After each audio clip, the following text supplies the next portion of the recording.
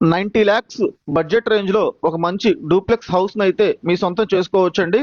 ఈ property exact location Guntur Amaravati road లో hosanna Mandir కి వెరీ నియర్ గా అయితే ఉంటుంది.